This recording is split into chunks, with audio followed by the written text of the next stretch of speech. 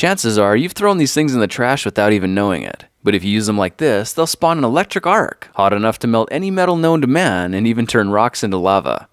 In this project, we're modifying a fire brick and some flashlight batteries to build an electrical arc furnace on a budget.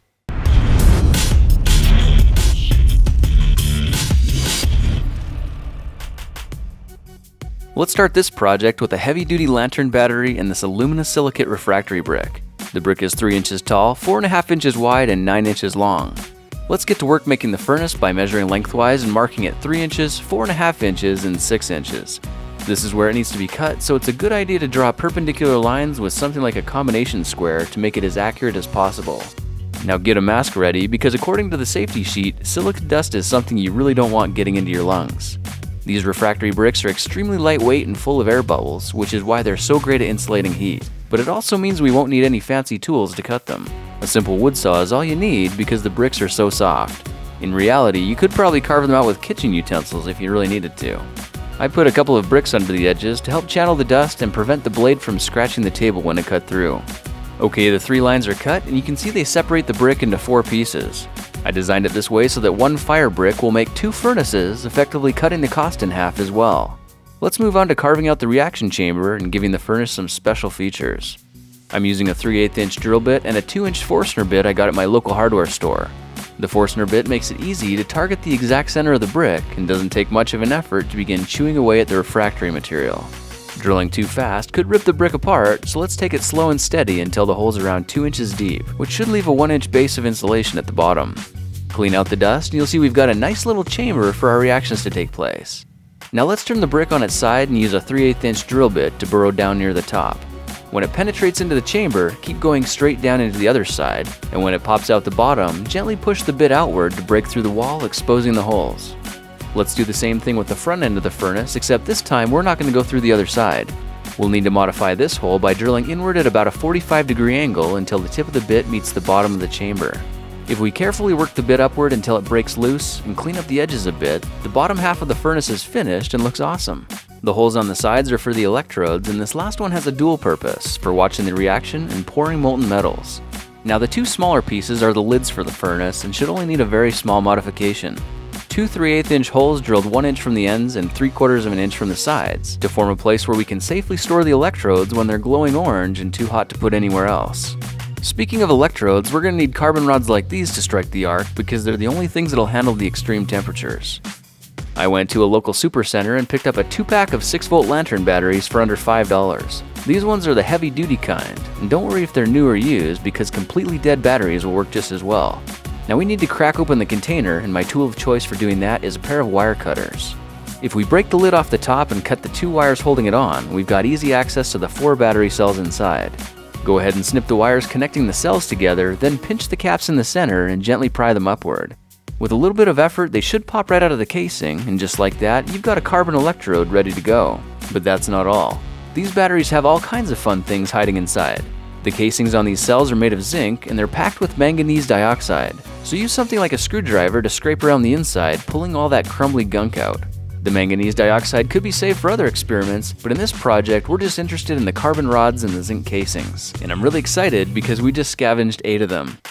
Now just for fun, I wedged the zinc battery casings in my bench vise and started cranking to see if it would make the casings a bit smaller. Apparently you can crush them down so they're really compact, and that's great because we need them small for an experiment we're going to try in just a minute. The last thing we need to make for the mini arc furnace is a pair of adjustable stinger grips. I made a trip to the hardware store for 2 5-foot lengths of 8-gauge stranded copper wire, 2 half-inch copper couplings, number 20 stainless steel hose clamps, and 2 sets of 6-inch locking pliers. I modified the pliers by removing the rubber handle grips to expose the metal, then stripped the ends of the cables to expose the copper so they could be secured directly to the pliers with the hose clamps.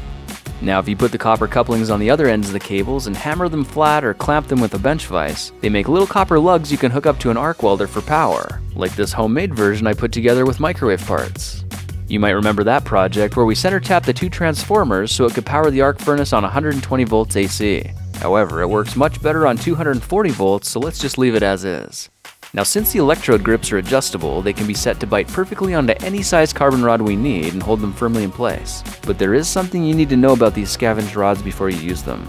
The first time they make electrical contact, they're gonna catch on fire.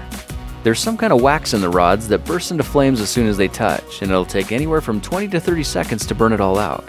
It generates a lot of heat and a lot of smoke, so try to do it outside and away from anything flammable. At this point, our mini arc furnace is completely ready for operation, so let's test it out with the zinc battery casings we scavenged earlier.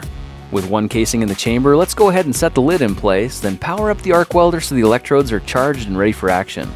The magic happens when the rods are pushed through the holes on the sides and suddenly bump into each other, striking a dangerous and blindingly hot arc of electricity. In less than 10 seconds, you can see the rods are already blazing hot, and amazingly, the metal is already liquefied. 8 casings later, the chamber is full of liquefied zinc, so now that it's runny, let's test out the functionality of our built-in pour spout.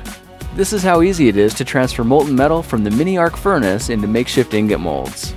Now, zinc has a relatively low melting point, but this furnace is resilient enough to tackle high temperature metals like copper and even steel as well. So if you're in the mood to see glowing streams of molten copper or sparks flying around the room, look for those extreme experiments in another project video.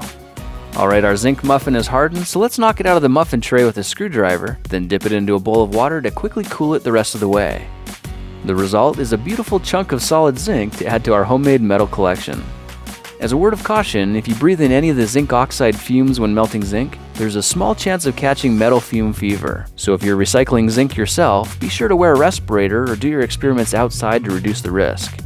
Well, now you know how to extract carbon electrodes from old flashlight batteries and carve insulating fire bricks into custom arc reaction chambers. By the way, if you cut the brick into 3-inch blocks, you'll get 3 furnaces, and you can even modify them to hold graphite crucibles for smaller experiments. Well, that's it for now. If you like this project, perhaps you'll like some of my others. Check them out at thekingofrandom.com.